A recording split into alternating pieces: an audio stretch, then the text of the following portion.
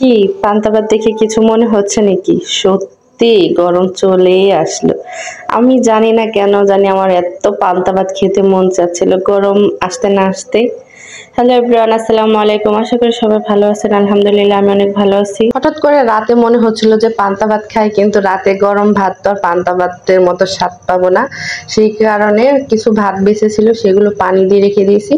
আর এই যে সকালবেলা পান্তা ভাত খাচ্ছি। সকাল সকাল পান্তা ভাত খেতে কিন্তু আমার ভালো লাগে। কাঁচামরিচ, পেঁয়াজ, সাথে একটু মুড়ি থাকলে তো কথাই না। অনেকে মুড়ি খায়, অনেকে খায় না, কিন্তু আমার কিন্তু সাধারণ মজা লাগে গরমকালে। বিশেষ করে পান্তাটা আমার খুব ভালো লাগে। তো এই যে সকালবেলা যেহেতু আজকে পান্তা ভাতই খেলাম, আর বাবা আর মেয়ে মিলে ওনাদের খাবার ছিল অন্য খাবার, আর আমার ছিল পান্তা ভাত।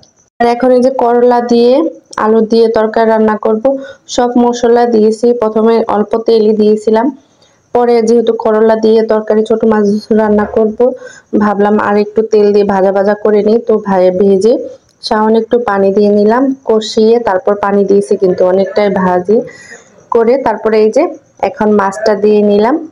এখন যেহেতু ছোট মাছ, আর এই মাছগুলো আমার কাছে ভালোই লাগে। অনেকের কাছে ভালো নাও লাগতে পারে, কিন্তু আমার কাছে ভালো লাগে। এখন মাছ দিয়ে ভালো করে কষিয়ে ঝোল মাখো মাখো ঝোল রাখবো, বেশি ঝোল রাখবো না। তো এই যে আজকে দুপুরের জন্য এই খাবারটাই করলা দিয়ে আলু দিয়ে ছোট মাছ দিয়ে কিন্তু অসাধারণ লাগে। যারা তিতা পছন্দ করেন তাদের কাছেই ভালো লাগবে, আর যারা তিতা পছন্দ করেন না তাদের কাছে একদমই ভালো লাগবে না। তো এই যে তরকারিটা প্রায় হয়ে আসছে।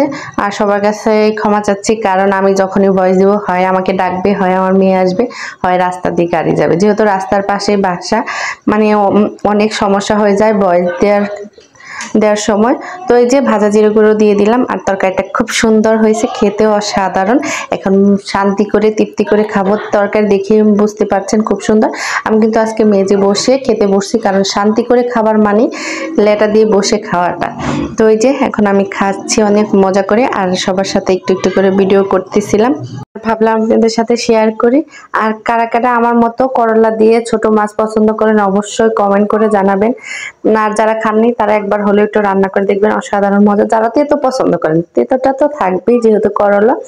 আর এদিকে যে আমার বড়টা ইলিশ নিয়ে আসছে, ইলিশটার মানে কয়েকটা ইলিশে কিন্তু ডিমও ছিল। আর মানে এতটা ছোট না আবার এতটা বড় না, ভালোই ছিল।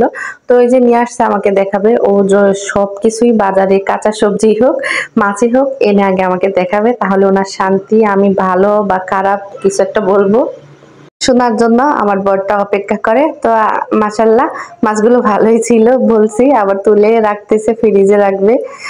আল্লাহ হাফেজ।